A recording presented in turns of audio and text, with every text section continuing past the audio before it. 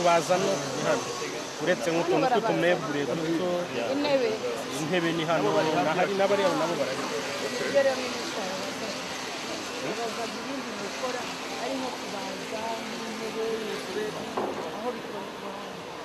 uvuga ngo hano tubikoramo byose uvuga ngo intebe utubati ariko cyane cyane ubona ko dukora ibintu bijyanye n'ubwubatsi tukaberekana amamashini ari nka eshansiyo.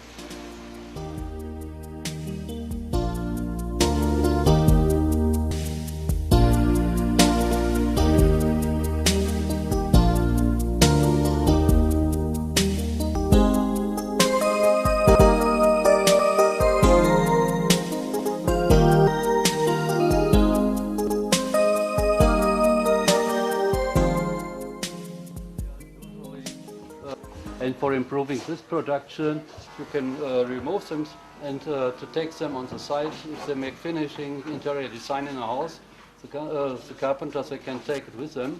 And this is until now not known here really. So in Europe it is normal that nowhere should be any timber waste. And you see it is connected. And so here's the exhauster. And if working, even with the most of the sand machines have connections, that you make nowhere any waste, because the exhauster is taking the sawdust directly and collecting. And so that normally the working place should be everywhere clean. Because even it is improving much the quality of work. And here, that is also a point, this has a worse. Now this machinery mainly to be used at building site. Yes. Now, how Adarwa is mainly involved in preparing the wood building material. Yeah. So how do you see the interest in such kind of machine for Adarwa? This is also used for all small finishes work. And they are making many different furniture because it is typical craft work. Right. So they mostly make not a mass production of 100 or 500 of the same. Most is for special client.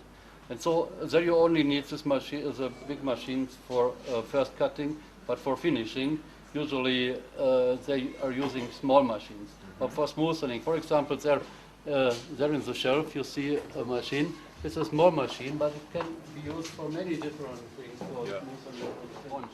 How they are working, that needs even experience. And so this shop is not specially only for the cooperative Adarwa. That belongs, I will later explain, that belongs to a developing idea to solve problems we have for the total, in the total developing of the sector woodwork. I will later explain how it comes together. This is the first step, and I hope even the smallest step. So I will present also ideas which we are preparing now and which should follow, so that finally, if we are at the end, all carpenters of Rwanda can follow and come to a much higher level. So that is our vision. And so even if this is only opening a very small shop, first shop, and even the next machines will come in some weeks when the next container is arriving, and then also we get spare parts for part of these machines. Right. So then it can start professional. But at all, this is the very first step, I hope so. Here, this you can see, that is timber waste from a small machine. That is from a press.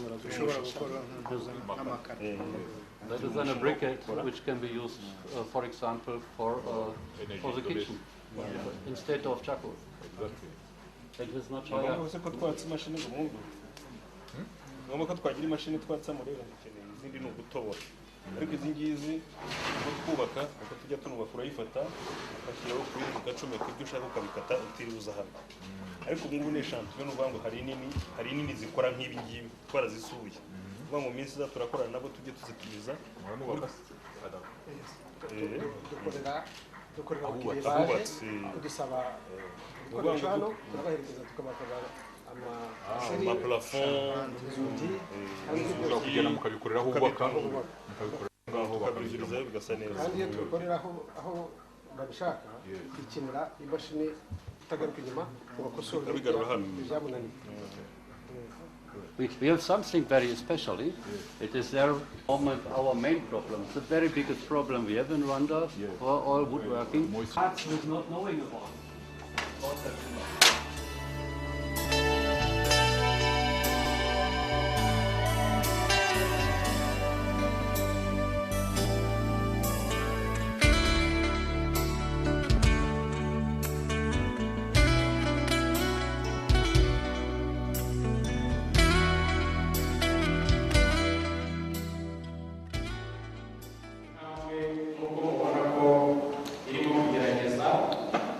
aba bagabo mubona badaje tugiye gufatanya ariko ni n'amahirwe ko ubundi ubwo twajya mu natwe turabona amahirwe nabo n'amahirwe kubera muri Adarwa ubwo rero ni ishema impande zombi.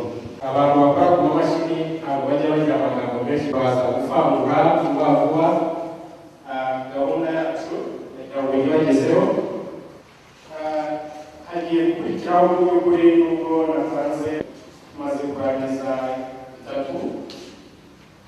ariko hagiye muri buvuge impamvu y'uyu munsi, impamvu twabaye agaciro kagaragaza babwiye ibindi biteganywa n'ibizakemura ibibazo byariya abahanzi kubona uyu mwanya ube wa nyakubahwa Gashayija Justin uyobora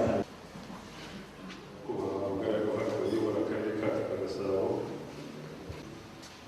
kandi kubaga uhagarariye uhagarariye banki uhagarariye umurenge wacu n'abandi bayobozi mwese muri hano turabakiriye kandi iwacu muri Adarwa.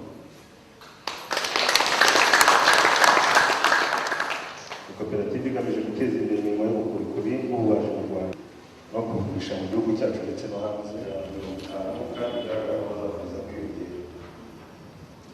Hari intego yari ifite kandi ikomeje mu kumenyesha no kumvikanisha agaciro n'uruhare runini abayobozi n'abanyamwuga bafite mu kuzamura rusange y'igihugu bishingiye mu kubyaza inyungu ibikorwa byabo.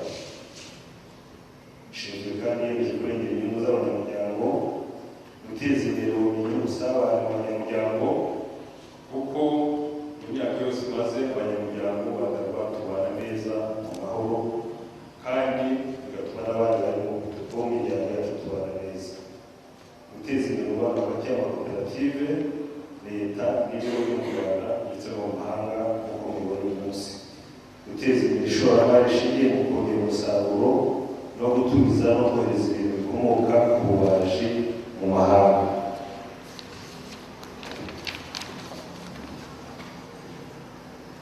Umugambi w'ibikorwa bya koperative tumaze gushinga cyane ari imibereho myiza, gushimangira kurushaho umuco w'ubwisungane ku banyamuryango hashyirwaho isanzwe y'ingoboka cyese turiturabite noneho hakajya hatangwa amafaranga n'abanyamuryango ubwabo ndetse no kwigishira koperative kugira ngo bifashe abanyamuryango kuzamura imibereho y'abanyamuryango bafashwa kubona inguzanyo mu bigo by'imari ndetse byaratangiye kuko tumaze iminsi muri association umunyamuryango ufite amabanki hano abo dusinyiye babaha amafaranga batabagoye tukishimira kubakurikirana nabo bazishyura cyane cyane banki populaire na banki y'iterambere ry'abadamu kandi twiyemeje kuzamura ubumenyi bw'abanyamuryango n'abakozi babo gushyiraho ikigo cy'amahugurwa ahoraho ndetse n'ay'igihe gito. Mu bukungu